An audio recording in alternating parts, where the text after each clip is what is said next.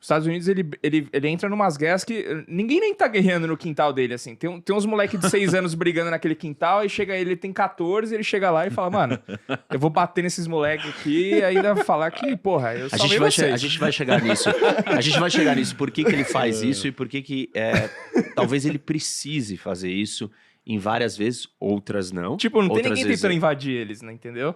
A guerra deles é uma parada pra lá. Essa é parte do sucesso dele. Eu quero trazer um elemento geopolítico do porquê que os Estados Unidos conseguiu criar essa união.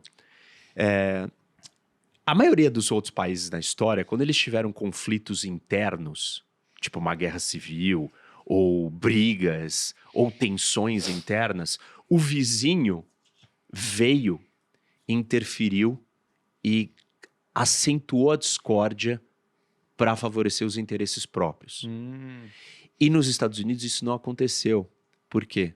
Simplesmente os Estados Unidos nasceu no maior território inexplorado, tecnicamente virgem, do hemisfério norte, de uma zona climática temperada. E esse território estava isolado de todos os outros. Não tinham vizinhos para interferir, manipular, causar problemas, ameaçar. Então, os Estados Unidos teve muito tempo para mergulhar nessas questões. Cresceu tranquilo. Vamos identificar os nossos valores, calma, né? Vamos identificar o que nós pensamos, vamos escrever essa Constituição direito, vamos nos unir. Aí quando eles brigaram entre si, ninguém foi lá e atrapalhou a briga ou colocou mais lenha na fogueira. Eles chegaram à conclusão sozinhos, né? E falaram assim, bom, não dá pra gente continuar brigando, já se matamos o suficiente, tá na hora da gente fazer as pazes e começar um novo capítulo da vida. Esse processo foi orgânico e natural de amadurecimento da nação. A gente não teve isso por ser passivo. Os outros que tiveram isso, houve interferência externa que causou muito problema. Então, os Estados Unidos ainda teve essa sorte, que eu brinco ou falo que qualquer nação que tivesse naquele território, daquele jeito, do ponto de vista geopolítico, teria dado certo. Claro que outros que vão olhar, falar para cultura, para tipo de colonização, vão falar, o tipo de colonização influenciou, a cultura influenciou. Mas deixa eu pegar esse ponto específico que você falou. Esse ponto específico que você falou, onde basicamente a geografia, o clima, essa ausência de conflitos permitiu que eles pudessem refletir melhor, se preparar melhor, né? Em outras palavras. Eu ouvi já uma coisa, eu queria que você desse a sua opinião, que é o contrário disso, onde diz basicamente que os países que não tiveram conflitos são os países onde a gente vê geralmente mais acomodação. Por exemplo, pega o Brasil. A gente tem aqui um clima ótimo no Brasil. Você não tem terremoto. Uma prainha. Você não tem, sei lá, um tsunami aqui no Brasil. Você não tem gelo. Você não tem nada disso. Coisa, então, em qualquer época, se você ficar lá na praia, coco e pescando, você sobrevive. Aí você pega um país onde tem gelo, cara, eles precisam se preparar. Pô, não vai dar pra comer naquele período, então eu preciso me preparar antes, né? Aí você a história da formiga e da cigarra. Exatamente. Então, os países onde você... não tem terra... Imagina, o Brasil não tem nenhuma catástrofe que tem nos Estados Unidos. Tipo batata e milho, você planta só uma qualquer chuva época. aí que, tudo pelo dá certo. amor de Deus, Qualquer época você pode plantar qualquer coisa que nasce. Tudo é certo. Não, chuva, péssimo. Só que tsunami, caraca, a gente não tem terremoto, não tem essas coisas, sabe? E aí você pega esse país onde você tem mais porradaria, Estados Unidos o tempo todo você tá lá, vem um aviso no seu celular que tem um terremoto, que vai ter um furacão que vai passar, chuva de esgoto forte, tudo, né? E aí eu ouvi já de que nos países onde você tem esse tipo de coisa, né, eles, pelo fato de terem se preparado mais, terem se obrigado para poder sobreviver, a se planejar mais, fazer tudo isso, eles acabaram sendo de fato mais prósperos. E hoje, se você pegar os países mais prósperos, eles geralmente têm um pouco mais de desafios, com né, certeza, climáticos, etc. Assim. Mas ó, o que eu falei a palavra temperado. Por exemplo, você já citou muito bem, o Brasil é tropical. Não existe nenhum país do mundo na zona tropical desenvolvido. Cara. Só existem exceções, tipo ilhas, Singapura, né? Pequenos cidades-estados, Taiwan. Aí a Austrália, aí todo mundo, a Austrália não é tropical, Tá gente. maluco. A pontinha de cima da Austrália tá na zona tropical. Canguru. Por quê?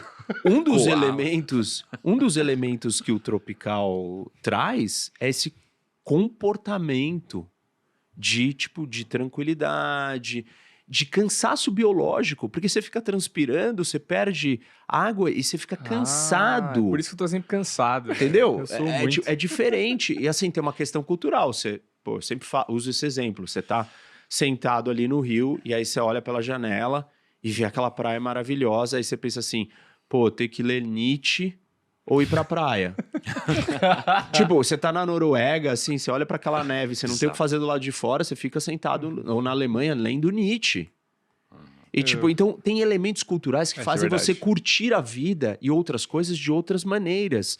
Isso atrapalha no desenvolvimento. As pessoas não gostam de falar que clima ou geografia afeta desenvolvimento econômico, mas afeta. Tem um monte de estudos sobre isso. Os americanos estão na zona temperada. É a zona de... O nome já diz, é temperado. Você tem as 4 estações, você tem que lidar com realidades diversas. Não é parado, estagnado com a facilidade que uma tropical tem. E dificuldades em outras áreas, porque a tropical tem problemas de doenças, o solo normalmente não é bom. Você tem um monte de desafios.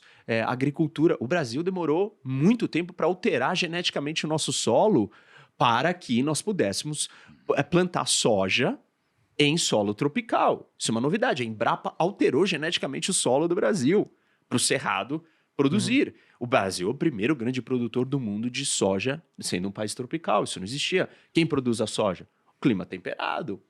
Então, tem um monte de desafios e todos esses desafios geográficos, eles são muito mais favoráveis. A terra americana é uma terra abençoada no sentido de equilíbrio do cenário melhor para você ter uma realidade melhor.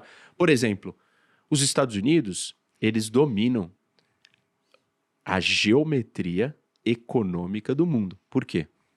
Só tem uma nação que tem acesso às 2 maiores rotas de navegação do mundo. A primeira delas era o Atlântico Norte, até começo dos anos 90. Maior rota de navegação, de fluxo, de transporte marítimo, de negócios. Depois dos anos 90 em diante, essa rota passou a ser o Pacífico. Só tem uma nação do mundo que tem acesso ao Atlântico Norte e ao Pacífico. É a América do Norte. Quem domina a América do Norte domina a economia do mundo. Os Estados Unidos domina a América do Norte, porque ele é o maior país da América do Norte. Aí as pessoas falam, mas a Colômbia tem acesso às 2 costas. Desculpa, a Colômbia está nos territórios geográficos mais difíceis do mundo. Misturado com floresta amazônica, que é a floresta mais densa tropical do mundo, junto com a Cordilheira dos Andes, que é a segunda maior cadeia de montanhas do mundo e a mais extensa cadeia de montanhas do mundo. E as cidades colombianas só puderam existir numa altitude para elas lidarem com o calor totalmente longe da costa e de difícil acesso à costa. E é uma costa desse tamanho.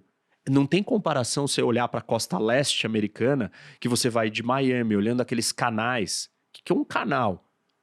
Uma faixa de terra aberta que, paralela, é uma marginal do rio. O meio de transporte marítimo é o mais barato de todos.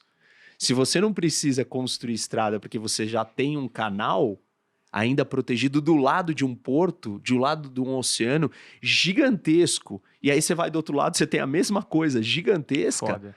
Desculpa, assim, é um país continental com acesso a 2 costas. Isso nunca vai existir na América do Sul, porque nós temos um paredão que separa o Pacífico do Atlântico. E o grande desafio geopolítico do Brasil, por um acaso, é fazer esse acesso, é conectar o bio-oceânico, né, a rota. Mas, assim, eu posso passar aqui, sei lá, horas falando de elementos geográficos que deram para os Estados Unidos vantagens gigantescas. Até, por exemplo, numa questão muito interessante, que é a distribuição de terra. Nos Estados Unidos você chegou na terrinha lá, da zona temperada, com o solo perfeito, que é o Midwest, que era a antiga Louisiana, que os americanos compraram da França. E que essa foi a grande compra. Foi aí que os Estados Unidos virou os Estados Unidos economicamente, porque ali está a riqueza econômica agrícola é o centro de produção agrícola, sobreposto à terra mais fértil, arável, contígua, de maior tamanho do mundo, sobreposta a uma bacia gigantesca hidrográfica que é infraestrutura de transporte dada por Deus. Porque rio navegável, você não precisa construir, ele tá lá, foi dado. Você começou o jogo com aquilo, você começou o jogo de War, você já tem estrada, né? Fluvial. Você já tem a hidrovia. Então, o agricultor americano, ele chegava ali e ele começava a plantar. Aí, para vender, ele entrava no barquinho, descia o Mississippi, caía no Golfo do México e podia exportar para o mundo. Então, você, pequeno agricultor, conseguia se viabilizar. O pequeno agricultor chegava no Brasil, ele tinha que atravessar a Serra do Mar, tirar toda a mata, desmatar o lugar, construir uma estrada para atravessar aquele paredão para exportar o seu negócio. Ele sozinho não conseguia. Quem que conseguia? Grandes latifúndios. A distribuição de terra também tem um elemento geográfico. A concentração de terra aristocrática, ou oligopólio, ou menos oportunidade, também tem a ver com geografia. É um elemento, não é o único, repito, mas é um elemento muito forte. Então, dá para a gente explicar o nível de oportunidade de distribuição de riqueza inicial dos Estados Unidos pela facilidade de acesso, qualidade da terra, acesso do transporte, terra plana. Porque o Midwest, que é o centro agrícola, que é o começo de uma economia, é plano e fácil e é o maior centro de produção agrícola do mundo até hoje. E isso é que começou a dar riqueza para você passar para os outros níveis econômicos. E você falou que o que mudou o paradigma dos Estados Unidos foi quando ele comprou a Louisiana, né? Eu fico pensando, ainda existe isso de negociar terras com outros países? Jamais. Porque a gente ouviu tanto na Jamais. história, Hoje é né? porrada, Porque imagina, né? você Hoje sai é comprando porrada. tudo. Não, ninguém vende assim, porque... Só a Rússia, né, que toma.